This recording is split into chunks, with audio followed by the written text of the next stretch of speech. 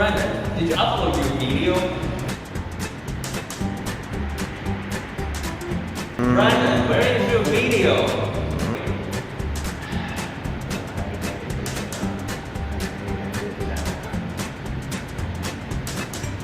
Brandon, did you have your video?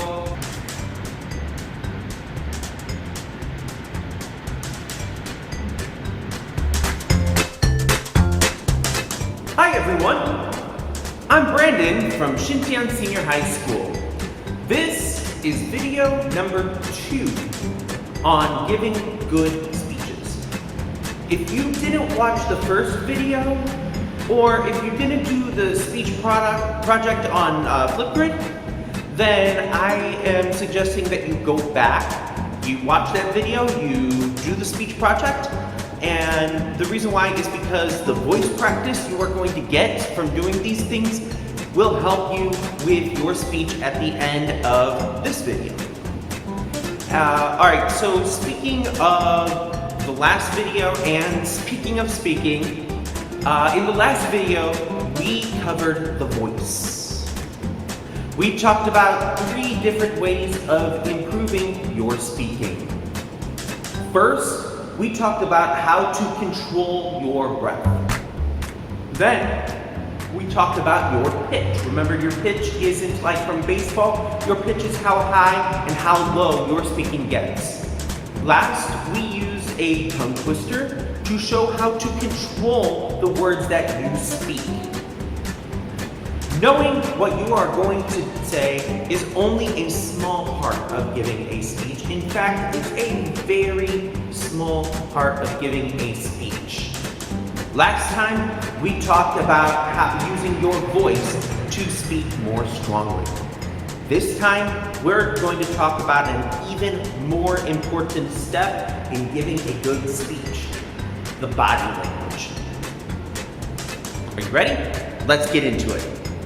First, you have to make sure you have a good posture. So to do this, just like last time, you start by standing up straight. Relax your shoulders. And keep your feet as far apart as your shoulders.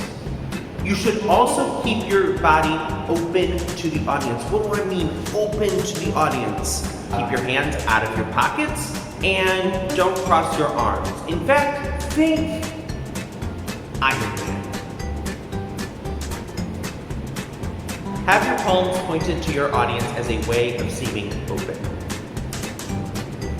Second, when you are speaking, it is important to look into the eyes of the person to whom you are speaking. This is called eye contact. Eye contact shows that you want people to listen to what you are saying, and it also shows that they should be interested in what you are saying. However, you shouldn't just look at one person the whole time. That's creepy. Don't do that. Instead, you should look at everyone if possible. Spend about 2 to 5 seconds per person. Also, if you are answering questions, it is important to look at and to continue to look at the person whose question you are answering. Third, when it is okay, use your body movements to keep your audience's attention. You see me doing this in all of my videos. Every time I speak, you'll see me moving my hands and my body. These body movements are called gestures. When you talk to your friends, do you just stand or sit still and just talk? No, you move. Gestures can be any kind of body movements, such as pointing with your fingers, showing important words by moving your hands to make your words bigger, stronger, and a little bit smaller. You can also move your head to show strength. Don't do that too often. You kind of look like a bird when you do that, but a little bit of head movement shows strength in words. There's so many kinds of gestures. Another one is if you are using a PowerPoint and you point to certain words, this is a hand gesture. Last is something that we talked about in the last video. This is breathing. It's still an important step, even in body movement. When you speak, you should breathe relaxed and slowly. This gives your voice more power. Slow breathing helps you to speak calmly and even to stop speaking at times. This gives your words more power as well. When you take the time to stop and breathe, you show silence.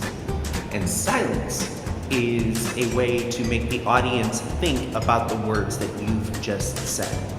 So there you have it. With body language, you can't go wrong with these 4 tips. Stand up straight for good posture. Keep having good eye contact. Use gestures when you need to, and breathe relaxed and slowly. A smile helps too, but it's not always important.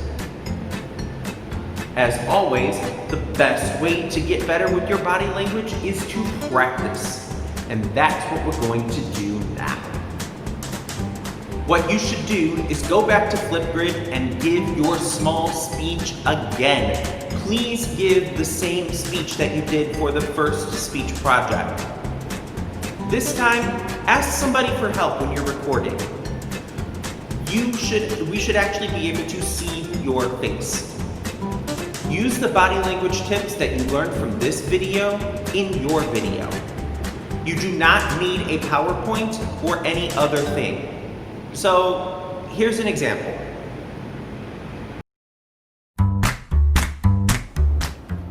Voila! In view, a humble vaudevillian veteran cast vicariously as both victim and villain by the vicissitudes of fate. This visage, no mere veneer of vanity, is a vestige of the vox populi now vacant vanish. However, this valorous visitation of the bygone vexation stands vivified and has vowed to vanquish these venal and virulent vermin, vanguarding vice and vouchsafing the violently vicious and voracious violations of volition.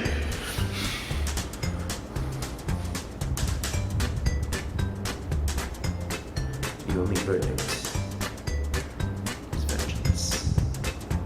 A vendetta, held as a motive, not in vain, for the value and veracity of such shall one day vindicate the vigilant and the virtuous.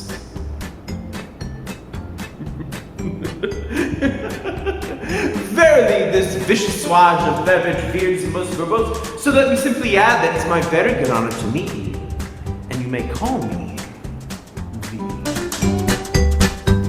And that's it. If you have any questions, feel free to ask me. Leave a comment down below. Add a comment onto the Flipgrid page if you'd like to. Next time, we're going to talk about the last thing to make your speeches really, really good or really, really effective, and that is a visual aid. I've been Brandon, and you've been learning something new. I hope you have a fantastic day. Thank you. Bye-bye.